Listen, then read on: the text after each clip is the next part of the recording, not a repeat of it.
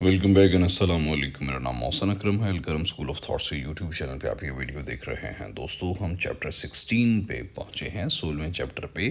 And this chapter is about costs and rewards end funds. इस chapter का जो पहला सेक्शन है और जो एक्ट का 64th सेक्शन है, it is about cost of enforcement, यानी जो भी इन्फोर्समेंट इस पूरे प्रोसेस की कॉस्ट होगी वो कैसे, किस तरह से, किससे अदा ली जाएगी, इस बारे में 64 सेक्शन के अंदर बताया गया है।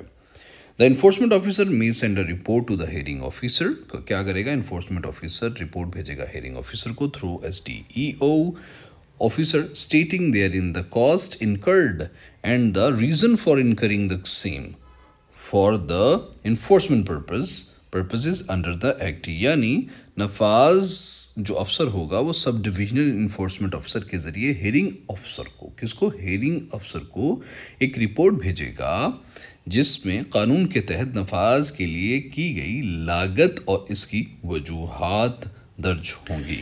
The subdivisional enforcement officer shall certify the cost of enforcement incurred under subsection 1। यानी सब डिविजनल इन्फोर्समेंट अफसर झेली दफ़ा 1 के तहत किए गए नफाज के खर्च की तस्दीक करेगा। The hearing officer may approve the cost of the enforcement after giving an opportunity of hearing to the offender and after the perusal of the receipt presented before such hearing officer। यानी hearing officer मुजरम को समाअत का मौका देने और पेश की गई रसीदों का जायजा लेने के बाद नफाज के खर्च की मंजूरी दे सकता है।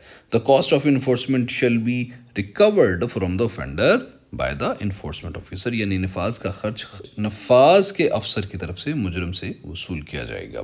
In case the offender does not pay the cost as determined, the same shall be recovered from auction or sale of the confiscated articles or goods if any। यानी अगर मुजरम मुकर्रर खर्च अदा नहीं करता तो इसे जब्त शुदा माल, अशिया की या जो भी चीज़ें हम उनकी नीलामी या फ़रोख्त करके उससे वसूल किया जाएगा, जो भी मुजरम से जब्त की जाएंगी।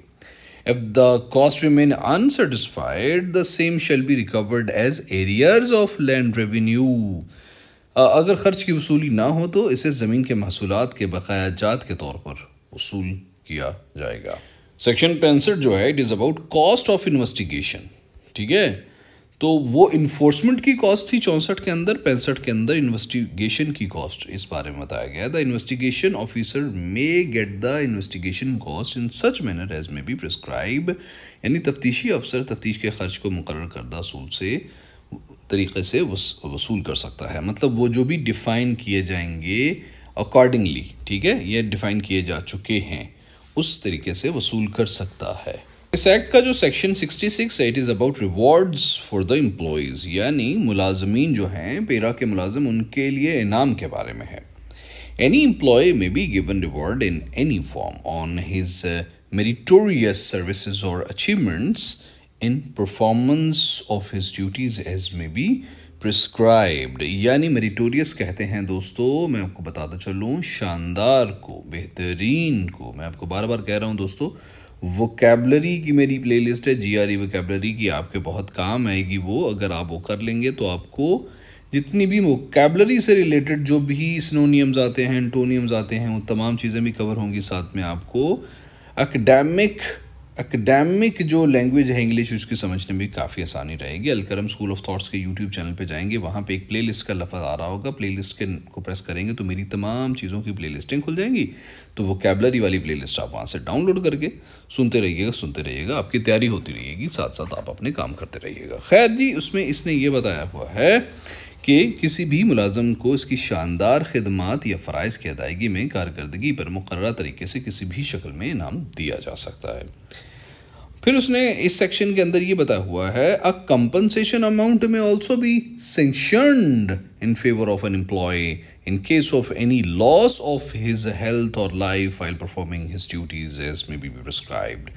मुलाजिम को फ़राइज़ अंजाम देते हुए सेहत या जान के नुकसान की सूरत में मुकर्ररा क़वाइद के तहत मुआवजा भी दिया जा सकता है। It is section 66 of para act.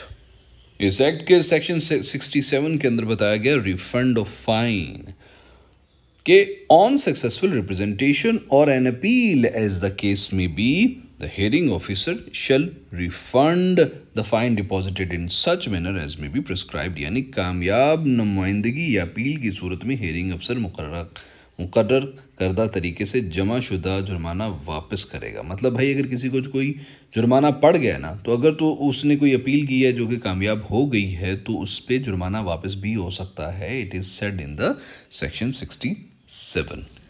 Section 68 of this act is about rent of state property, यानी रियासती जायदाद के किराए से मुतालिक। Beside other cost and penalties, rent shell also be decided by the hearing officer against the illegal occupier on the report submitted by STEO, provided that the rate of such rent shall be applicable as may be prescribed from time to time। यानी दीगर अखराजात और जुर्माने के अलावा sub division enforcement अफसर की रिपोर्टों की बुनियाद पर गैर कानूनी काबज़ के खिलाफ किराया भी हेयरिंग ऑफिसर की जानिब से मुकर्रर किया जाएगा, बशर्ते कि इस किराए की शरह वक्तन फ़वक्तन मुकर्रर करदा हो। The rent shall be recovered from illegal occupier by enforcement officer.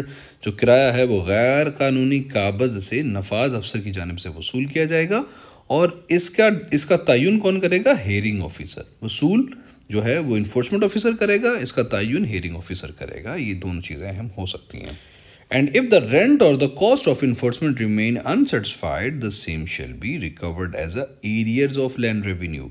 यानी अगर किराया या नफाज का खर्च अदा न किया जाए तो इसे ज़मीन के महसूलात के मुताबिक बकाया जात के तौर पे वसूल किया जाएगा। दोस्तों जो ज़मीन के महसूलात, ये जो एरियर्स ऑफ लैंड रेवेन्यू है ना, इसकी मैं आपको बताऊं कि भाई इसका एक पूरा एक लॉ बना हुआ, लैंड रेवेन्यू जो है उनका लॉ बना हुआ कि अगर कोई बंदा पैसे देता है तो ठीक है लैंड से मुताल्लिक, अगर नहीं देता तो उसकी जायदाद कुर्की होगी, फिर उसका पूरा प्रोटोकॉल है। ठीक है, तो बिल्कुल इसमें जहाँ पे भी आप ये लफ्ज़ पढ़ेंगे, as shall be recovered as arrears of land revenue, उसके जो एरियर्स लैंड रेवेन्यू के हैं वो लेने के तरीके से, तो उसका ये है कि भाई अगर तो किसी पे गवर्नमेंट की कोई लायबिलिटी है तो वो बंदा पे करेगा, अगर नहीं है तो उससे ज़बरदस्ती लिए जाएंगे, उसकी जायदाद की नीलामी, उसके घर बार की नीलामी, उससे जैसे हो सके पॉसिबल उससे जो भी पैसे लायबल होंगे वो लिए जाएंगे। ठीक है, सो यहाँ पे भी आप ये पढ़ेंगे एरियर्स ऑफ लैंड रेवेन्यू, उसको ऐसे रिकवर किया जाएगा, तो उसमें वो सारा प्रोसेस फॉलो किया जाएगा जो कि लैंड रेवेन्यू के अकॉर्डिंग जब कोई डिफ़ॉल्टर हो जाए या जब किसी से पैसे लेने हो तो लेना पड़ता है। Please hit the like button. Pakistan पाइंदाबाद। अस्सलाम वालेकुम।